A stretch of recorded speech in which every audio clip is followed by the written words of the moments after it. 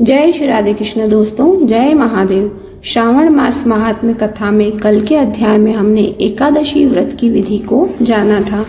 आज हम त्रयोदशी व्रत की विधि का वर्णन करेंगे। अध्याय 20।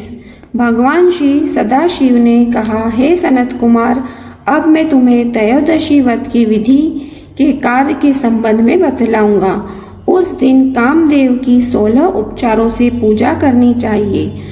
अशोक, मालती, मदन, कोसुम, वकुल तथा अन्य मादक पुष्प तथा लाल चावल, पीले चंदन, सुगंधित शुभ द्रव्य, पौष्टिक द्रव्य और अन्य वीर्य वर्धक द्रव्यों का नैवेद्य समर्पण करके मुख रोचक पान देना चाहिए। उस पान में चिकनी सुपारी, कत्था, चूना, जावित्री, जायफल, लौंग, इलायची, नारियल के पत्ते, पतले पतले टुकड़े, केशर, कपूर तथा सोने या चांदी के वर्क ऊपर से लगे होने चाहिए। मगनी पान श्वेत रंग के परिपक्व पुराने अच्छे रस युक्त होने चाहिए। ऐसे पान को शंबरासुर के शत्रु के प्रीति के लिए देना चाहिए। माक्षिक मलसार द्वारा निर्मित बत्तियों से आरती करके पुष्पांजलि देनी चाहिए। कामदेव के नामों को कहकर प्रार्थना करनी चाहिए। हे सनत कुमार, मैं तुम्हें उन नामों को बतलाता हूँ।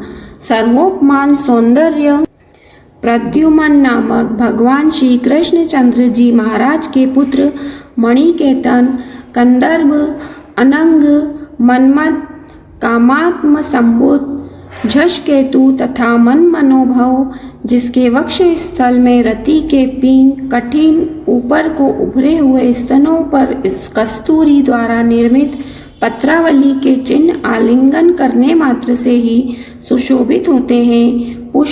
पुष्पद्वंद, शंबरारे, कुसुमेश, रतिपते, मकरध्वज, पंचेशा, मदन, समर, सुंदर देवों के कामना सिद्धि निमित्त शिव से भस्मीभूत उस कार्य को परोपकार की सीमा कहा जाता है।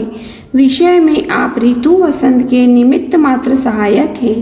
आपके मनोरंजन के निमित्त इंद्र दिन रात तैयार रहते हैं, क्योंकि तपस्वियों से अपने स्थान के च्युत होने के बारे में वही इंद्र आपसे डरा करते हैं। आपको छोड़कर सुदृढ़ मन से भला कौन दूर विरोध कर सकता है?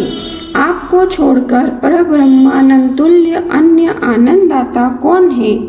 आपके तुल्य मनमोहकारी अन्य कौन वीरशाली है?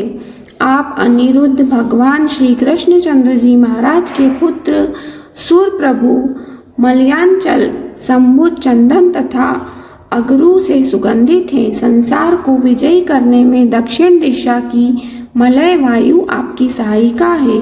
शरद ऋतु चंद्रमा के उत्तम मित्र, जगत सर्जन कारणनाथ आपका अस्त्र उत्तम अमोघ मर्मच्छेदियों के लिए करुणा तथा प्रतिकार रहित है, परंतु निस्सीम क्षोभ का कारण स्वतत्व पदार्थ दर्शन का साधक है। हे तात, संसार को विजय प्राप्त करने में प्रवृत्ति स्वरूप मुख्य अलंकार सहायक है। हे मादन, आपने सभी उत्तम देवों को हंसी का पात्र बनाया है। आपके ही निमित्त से ब्रह्मा अपनी पुत्री के लिए लंपट हुए हैं। भगवान विष्णु वृंदा में आसक्त तथा शंकर स्त्री कलंक से अस्पर्श हुए हैं।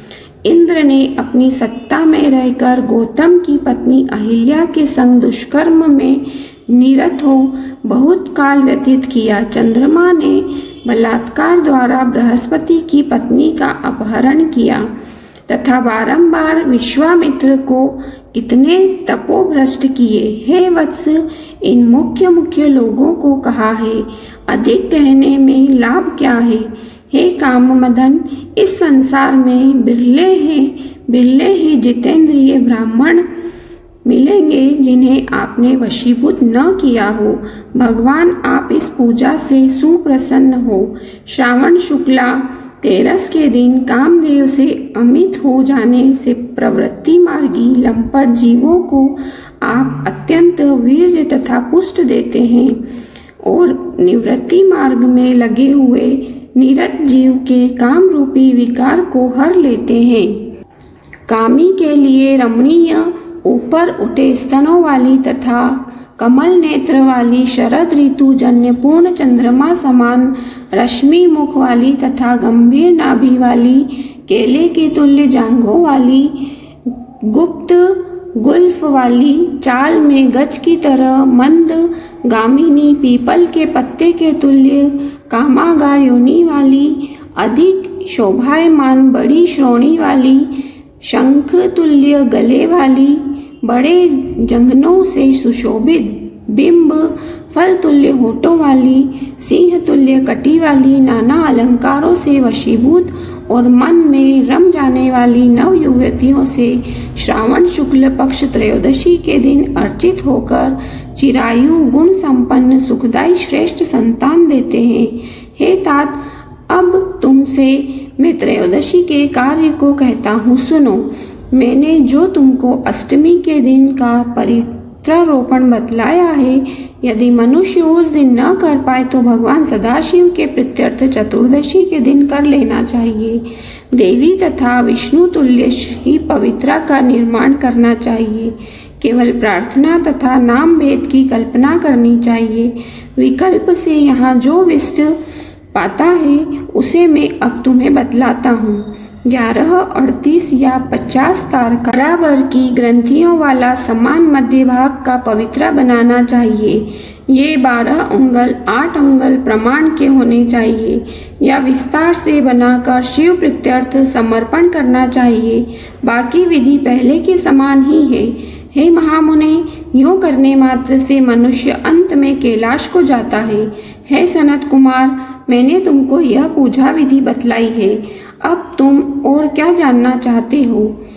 आज की कथा यही समाप्त होती है। बोलो काशी विश्वनाथ भगवान की जय।